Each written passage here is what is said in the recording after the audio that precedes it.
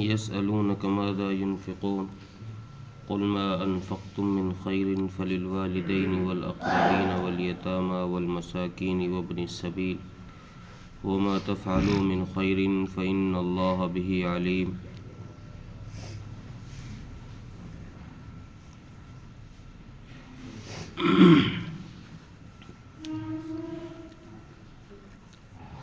اوپر کی آیتوں میں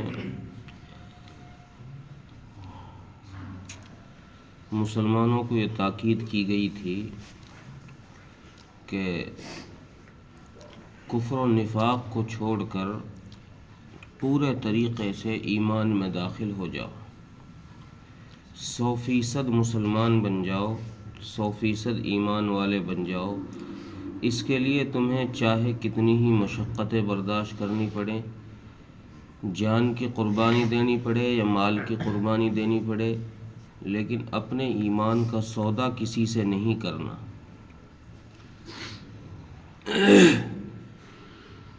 وہ تو ایک کلیاتی حکم تھا، ساری چیزوں کو ایک ساتھ بتا دیا کہ چاہے کسی چیز کی قربانی دینی پڑے ایمان کے لیے تو اس قربانی کو دے ڈالو۔ یہاں پر ان کلیات میں سے جزئیات کا بیان شروع ہوتا ہے، ایک ایک چیز کو الگ الگ کر کے بتا رہے ہیں کہ کن چیزوں کی قربانی دی جاتی ہے اور کن چیزوں کی قربانی دینی چاہیے۔ حضرات صحابہ اکرام رضوان اللہ علیہم اجمعین کی جماعت ایک ایسی جماعت ہے،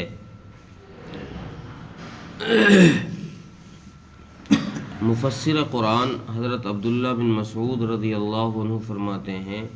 کہ میں نے ایسی کوئی جماعت نہیں دیکھی کسی نبی کی کہ جس کی جماعت نے اتنے کم سوال اس نبی سے کیے، جتنے کم سوالات صحابہ اکرام رضوان اللہ علیہم اجمعین نے کیے۔ حضرات صحابہ اکرام رضوان اللہ علیہم اجمعین نے تقریباً 11 یا 13 سوال نبی اکرم صلی اللہ علیہ وسلم سے کیے ہیں۔ 1.25 لاکھ صحابہ نے صرف 11 یا 13 سوال کیے گئے ہیں، اور ان 11 اور 13 سوالوں کے جوابات کو اللہ تبارک و تعالیٰ نے خود ان کا جواب دیا ہے، بذریعہ وحی اپنے نبی کو ان کا جواب عطا فرمایا ہے، یا یوں کہہ لیجئے کہ صحابہ اکرام کے استفسار کا جواب ان کے سوال پر اللہ تبارک و تعالیٰ نے بذات خود فتویٰ دیا ہے۔ اور قرآن کریم کی ایک آیت میں اللہ تعالیٰ نے اس فتوے کا اپنی طرف اس فتوے کو منسوب بھی کیا ہے، قل اللہ یفتیکم فیہن، کہ یہ جو فتوے ہیں، یہ جو مسئلے ہیں، ان کا جواب ہم نے دیا ہے۔ لیکن چونکہ انسان اللہ تبارک و تعالیٰ کی زبان کو، کلام کو برداشت نہیں کر سکتا، اس لیے اللہ تبارک و تعالیٰ نے سارے سوالات کے جوابات کو بذریعہ وحی اپنے حبیب صلی اللہ علیہ وسلم پر نازل فرمائے۔ اس سے ایک بات تو یہ سمجھ میں آتی ہے کہ صحابہ کی جماعت وہ اپنے وقت کے امام، وقت کے نبی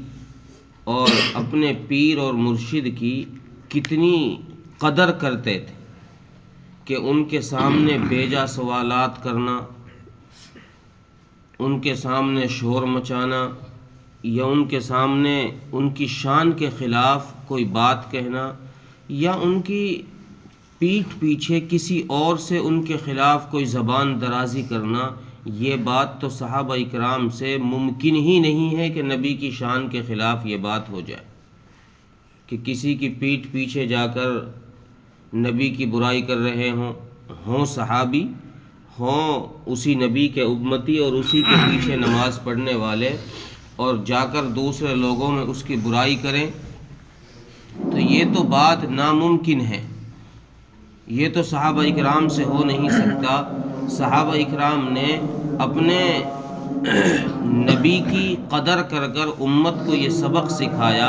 کہ دیکھو اپنے وقت کے امام کی اور وقت کے عالم کی اس طرح قدر کی جاتی ہے کہ اس کے سامنے بیجا سوالات اور اس کے سامنے غلط قسم کی خرافات اور بکواسات نہیں کی جا سکتی۔ اس سے اگر کوئی مسئلہ معلوم کرنا ہے، کوئی بات دریافت کرنی ہے تو صرف وہ کی جائے جو کام کی۔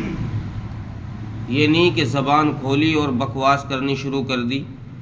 عالم کے سامنے زبان کھولی اور بکواس کرنی شروع کر دی۔ یہ سبق صحابہ کے ان سوالات سے ہمیں پتہ چلتا ہے کہ نبی اکرم صلی اللہ علیہ وسلم کی زندگی کے اندر صحابہ اکرام نے ایسے سوالات ہی نہیں کیے۔ 23 سالہ زندگی میں نبی سے کل 13 سوالات، سوچ کے دیکھیے، 1.25 لاکھ آدمی ہیں، 1.25 لاکھ انسان نبی کے مرید ہیں، اور ان 1.25 لاکھ کو یہ ہمت ہی نہیں ہو پاتی تھی کہ جی یہ بات ہم جا کر نبی سے معلوم کر لیں، نبی کے سامنے زبان کھول لیں۔ یہ ادب کی ایک انتہا ہے صحابہ کی کہ نبی کے سامنے زبان کھولنے کی ہمت نہیں ہو رہی ہے۔ اور ہمارا حال یہ ہے کہ ہم دوسروں کے سامنے اپنے ہی علماء کو بدنام کرنے پر تلے ہوئے۔ ہمارا حال یہ ہے کہ ہم دوسروں کے سامنے اپنے ان علماء کو جو اسی نبی کے وارث ہیں، ہم ان کو بدنام کرنے پر تلے ہوئے ہیں، اور ہم نمازی بھی ہیں اور ہم حاجی بھی ہیں اور ہم تو بڑے اونچے لیول پر ہیں۔ صحابہ کی اس جماعت سے انسان کو سبق سیکھنا چاہیے کہ صحابہ سے بڑا نہ کوئی حاجی ہو سکتا ہے، صحابہ سے بڑا نہ کوئی نمازی ہو سکتا ہے۔ صحابہ کی ایک مٹھی، صحابہ کی فضیلت کو بیان کرتے ہوئے نبی اکرم صلی اللہ علیہ وسلم نے ارشاد فرمایا نا کہ صحابہ کی ایک مٹھی کھجور کا صدقے کا ثواب تم احد پہاڑ کے برابر سونا خرچ کر کے بھی حاصل نہیں کر سکتے۔ جتنا صحابہ کو ایک مٹھی کھجور صدقہ کرنے پر ثواب ملے گا، تم کو سونا احد پہاڑ کے برابر سونا خرچ کرنے پر بھی اتنا ثواب نہیں ملے گا۔ یہ صحابہ کی وہ جماعت ہے۔ تو اس جماعت نے امت کو یہ سبق سکھایا ہے کہ اپنے وقت کے امام کی، جس کے پیچھے ہم نماز پڑھیں، جس کو ہم اپنا امام بنا لیں، اس کی کس طرح قدر کرنی چاہیے، یہ صحابہ اکرام نے امت کو سکھایا۔ تو صحابہ اکرام کا سوال کیا ہے؟ یہاں پر اس آیت میں ایک سوال یہ کیا گیا کہ نبی جی ہم کیا چیز خرچ کیا کریں، ہم جو مال کماتے ہیں اس مال میں سے کیا خرچ کریں، ہم کیا کا مطلب کتنا خرچ کریں۔ اور اسی آیت میں دوسرا جواب یہ بھی ہے، دوسرا سوال یہ بھی ہے کہ کس پر خرچ کریں،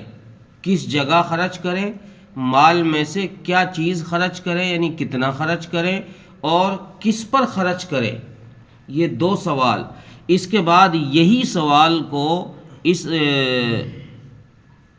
3 آیتوں کے بعد پھر دوبارہ سے دہرایا گیا ہے، اور وہاں بھی یہی سیم سوال کیا گیا ہے، لیکن دونوں جگہ سوال سیم ہیں، جواب الگ الگ دیے گئے ہیں۔ اس کی وجہ یہ ہے کہ ان آیتوں کے شان نزول جب سمجھا جائے گا تو پھر پتہ چلے گا کہ دونوں سوال تو سیم ہیں، لیکن حکمت دونوں کی، مصلحت دونوں سوالوں کی، وجہ دونوں سوالوں کی الگ الگ ہے۔ اس لیے وجہ الگ الگ ہونے کی وجہ سے سوال خواہ ایک ہی ہوں لیکن جواب الگ الگ دیے گئے۔ پہلی آیت کا، اس آیت کا جو آج کی تفسیر میں ہے، اس آیت کا شان نزول حضرت ایک صحابی ہیں عمر بن جموح رضی اللہ تعالی عنہ، انہوں نے سوال کیا، یا ان کے ساتھ کچھ اور صحابہ اکرام بھی تھے، ان سب نے سوال کیا رسول اللہ صلی اللہ علیہ وسلم سے، ما ننفق، کہ اللہ کے نبی ہم کیا خرچ کریں، اور وَأَيْنَ مَوْضِعَهَا، اور ہم کس جگہ خرچ کریں۔ ہمیں خرچ کرنے کا ایک تو آپ کوئی مقدار متعین کر دیجئے کہ بھئی اتنے خرچ کیا کرو، اور دوسرے ہمیں اس خرچ کرنے میں ہمیں جگہ بتلا دیجئے کہ ان جگہوں میں خرچ کیا کرو، ان میں نہ کیا کرو۔ تو اللہ تبارک و تعالیٰ نے ان کے اس سوال کے جواب میں پہلا جو ان کا سوال تھا کہ ہم کیا خرچ کریں، اس سوال کو تو اجمالاً ذکر کرنے پر اکتفا کیا ہے، یعنی ان کی تعین کو، مال کی تعین کو اس آدمی کے اوپر ہی چھوڑ دیا ہے کہ جتنا تیرا جی چاہے اتنا خرچ کیا کر، کوئی قید نہیں کہ تو 100 میں سے 100 ہی خرچ کر یا 100 میں سے 10 خرچ کر، جتنا تیرے پاس فالتو ہو، زائد مال ہو تو اس میں سے جتنا چاہے خرچ کر دے۔ اور اس خرچ کرنے میں بھی اللہ تبارک و تعالیٰ نے احادیث سے چونکہ پتہ یہ چلتا ہے کہ اس خرچ کرنے میں بھی ضرورت سے زائد مال ہی مراد ہے، کہ ضرورت سے زائد جو ہو وہ خرچ کیا جائے، اور اگر ضرورت کے مطابق مال ہو اس مال کے خرچ کرنے سے شریعت نے روکا ہے، کہ ایسا نہیں ہے کہ تیرے پاس 100 روپے خرچے کے لیے ہے، گھر میں بیوی بچے بھی ہیں، ان کی ضروریات بھی ہیں، اور تو 100 کے 100 کو صدقہ کر دے، اب بیوی بچے بھی پریشان، تو بھی پریشان۔ شریعت نے اس خرچے سے روکا ہے، اس انفاق فی سبیل اللہ سے روکا ہے۔ شریعت نے جو انفاق فی سبیل اللہ کا حکم دیا ہے، اللہ کے راستے میں خرچ کرنے کا حکم دیا ہے، وہ اس صورت میں ہے کہ جب تیری خود کی ضرورتیں پوری ہو رہی ہوں اور تیرے ان لوگوں کی ضرورتیں پوری ہو رہی ہوں جو تیرے متعلقین میں سے ہیں،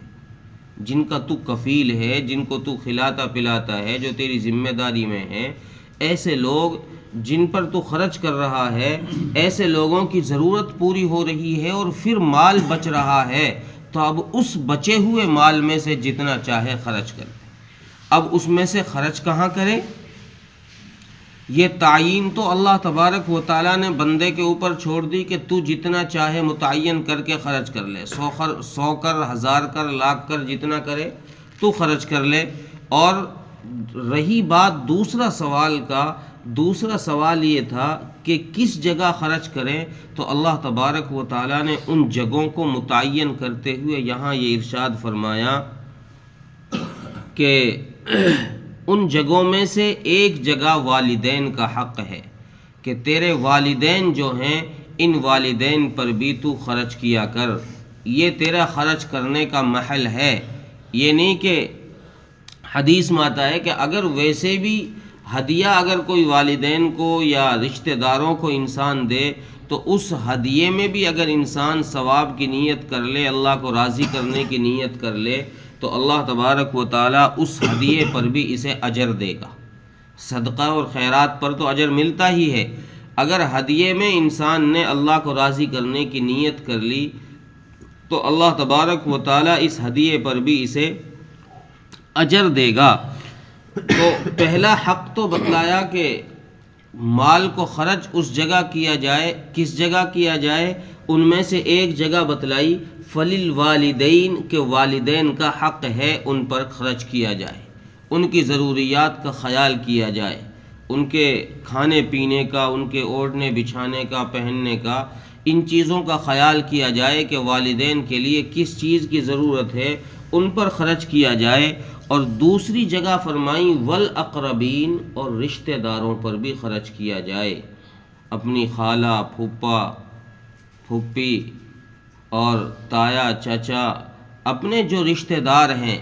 چاہے قریبی ہوں چاہے دور کے رشتہ دار ہوں،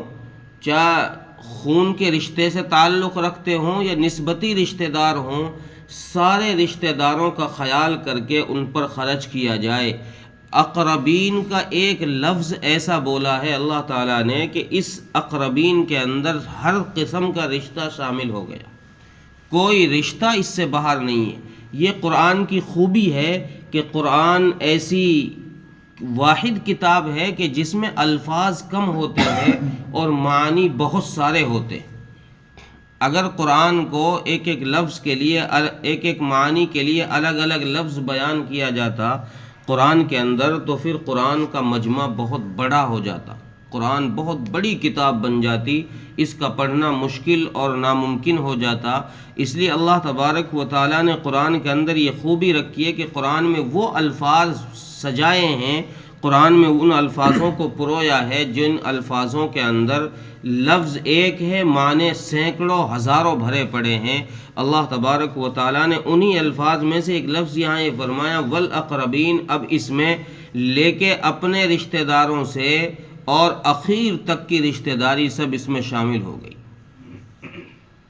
باپ داداؤں تک کی رشتہ داری بھی اقربین کے اندر داخل ہو گئی۔ اور تیسری جگہ فرمائی والیتاما، وہ بچے جن کے باپ بچپنے میں فوت ہو جائیں، ابھی وہ نابالغ ہوں۔ نابالغ بچے کو یتیم کہا جاتا ہے۔ بلوغ کے بعد اگر باپ کا انتقال ہو جائے تو پھر یتیم نہیں ہوتا بچہ۔ نابالغ جب تک ہو، جب تک وہ کمانے کے قابل بچہ نہ ہو، اس وقت تک اگر باپ فوت ہو گیا کہ بچہ ابھی کمانے کے قابل نہیں ہے تو یہ بچہ یتیم ہے۔ ایسے بچے پر خیرات کرنا، ایسے بچے پر مال خرچ کرنا، یہ باعث اجر اور باعث ثواب ہے۔ اور چوتھی چیز فرمائی والمساکین، اور مسکینوں پر، جو مانگنے والے غریب فقیر لوگ ہیں، ان پر خرچ کیا جائے، جن کی ضروریات پوری نہیں ہیں، جن کو سردی میں بچھونا پورا نہیں مل رہا ہے، سردی میں مکان نہیں مل رہا ہے، ایسے لوگوں پر خرچ کیا جائے۔ وابن السبیل، اور پانچویں چیز فرمائی کہ مسافروں پر خرچ کیا جائے، اللہ کے راستے میں نکلے ہوئے لوگوں پر خرچ کیا جائے۔ جو لوگ اللہ کے راستے میں اللہ کے دین کو بلند کرنے کے لیے نکلے ہوئے ہیں، یعنی مجاہدین، ایسے لوگوں پر خرچ کیا جائے۔ ان جگہوں کے متعین کرنے کے لیے اللہ تبارک و تعالیٰ نے مال کو کہاں خرچ کیا جائے، اس کے لیے 5 جگہ بتلائی ہیں کہ ان 5 جگہوں میں سے جہاں چاہو خرچ کرو، جس جگہ چاہو خرچ کرو۔ اور آگے جب فرمایا کہ کتنا خرچ کیا جائے، اس کو اجمال کے ساتھ بیان فرمایا، اور فرمایا وما تفعلوا من خیر، تم جو خرچ کرو گے، جتنا خرچ کرو گے، اللہ تبارک و تعالیٰ کو اس کا علم ہے۔ تم جو بھی نیک عمل کرو گے، چاہے صدقہ کرو، چاہے خیرات کرو، چاہے نفل پڑھو، چاہے دعا مانگو، چاہے تسبیح پڑھو، چاہے ذکر اذکار کرو، کوئی بھی بھلائی کا کام تم کرو گے، اللہ تبارک و تعالیٰ کے وہ کام علم میں ہیں، اور اللہ تبارک و تعالیٰ اس کام کو جانتے ہیں۔ جب جانتے ہیں تو اللہ تبارک و تعالیٰ اس کام پر تمہیں اجر بھی دیں گے۔ جب اللہ کے علم میں ہے تمہارا وہ خیر کا کام، تو پھر اللہ تبارک و تعالیٰ تمہارے اس خیر کے کام پر تمہیں اجر بھی دیں گے۔ یہ حضرات صحابہ اکرام رضوان اللہ علیہم اجمعین کا ایک سوال تھا، جس کو صحابہ نے نبی اکرم صلی اللہ علیہ وسلم سے پوچھا، اور پھر اللہ کے نبی صلی اللہ علیہ وسلم نے اس سوال کا جواب بذریعہ وحی ڈائریکٹ اللہ تبارک و تعالیٰ سے اس کا جواب طلب کر کے قرآن کریم میں اس کو مذکور فرما دیا، اور صحابہ کو جواب عطا فرما دیا کہ بھئی خرچ کرنا ہے تو ان جگہوں میں خرچ کرو، خرچ کرنا ہے تو ان جگہوں میں خرچ کرو۔ اور کتنا خرچ کرنا ہے اس کو اللہ نے آدمی کی مرضی پر چھوڑ دیا، وسعت پر چھوڑ دیا۔ تو کروڑ پتی ہے تو کروڑ کے حساب سے خرچ کر، لاکھ پتی ہے تو لاکھ کے حساب سے خرچ کر، اور اگر تو اور کمزور ہے تو پھر اپنے حیثیت سے خرچ کر۔ خرچ کرنے میں انسان کو مختار چھوڑ دیا ہے، اور جگہ کی تعیین کے لیے پھر اللہ تبارک و تعالیٰ نے جگہ بھی متعین کر دی ہیں کہ ان جگہوں میں، ان 5 جگہوں میں خرچ کیا جائے۔ فَلِلْوَالِدَيْنِ وَالْأَقْرَبِينَ وَالْيَتَامَى وَالْمَسَاكِينِ وَابْنِ السَّبِيلِ، یہ 5 جگہ اللہ تعالیٰ نے فرمائی کہ ان جگہوں میں خرچ کیا جائے، تو یہ باعث اجر ہوگا، اور انسان کی آخرت کے لیے ذخیرہ ہوگا۔ اچھا، یہاں مفسرین نے لکھا ہے کہ یہ حکم جو ہے، یہ حکم زکوٰۃ کے حکم کے علاوہ ہے، چونکہ زکوٰۃ کا حکم تو فرض ہے، اور زکوٰۃ کی فرضیت کو قرآن کریم نے جہاں ثابت کیا ہے، وہاں زکوٰۃ کی فرضیت میں مال کو بھی اللہ تبارک و تعالیٰ نے متعین کر دیا ہے کہ بھئی 100 روپے میں 2.5 روپے دینے ہی ہوں گے۔ اگر یہ حکم زکوٰۃ کا حکم ہوتا تو یہاں مال متعین ہوتا، یہاں مال کو متعین نہیں کیا کہ بھئی اتنا خرچ کرو، یہاں تو انسان کی وسعت پر چھوڑ دیا۔ تو لاکھ کما رہا ہے تو اس حساب سے خرچ کر دے، 1000 کما رہا ہے اس حساب سے خرچ کر لے۔ زکوٰۃ میں اس طریقے سے نہیں چھوڑا. زکوٰۃ میں اللہ تبارک و تعالیٰ نے جیسے جگہ متعین کی ہیں ویسے ہی اللہ تبارک و تعالیٰ نے زکوٰۃ میں مال کو متعین کیا ہے. آزادی نہیں دی کہ بھئی اتنا مال ہے تو اس مال میں سے اتنا اتنا اب تم خرچ کرو.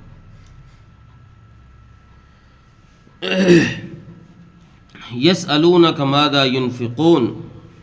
نبی جی یہ آپ سے سوال کرتے ہیں کہ ہم کیا خرچ کریں. قل ما انفقتم من خیر، آپ کہہ دیجئے کہ تم جو مال خرچ کرو گے، فللوالدین، اس میں حق ہے والدین کا، والاقربین اور رشتہ داروں کا، والیتامى اور یتیموں کا، والمساکین اور مسکینوں کا، وابن السبیل اور مسافروں کا. وما تفعلوا من خیر، اس کے علاوہ تم جو بھی نیک کام کرو گے، صدقہ خیرات کے علاوہ تم جو بھی نیک کام کرو گے،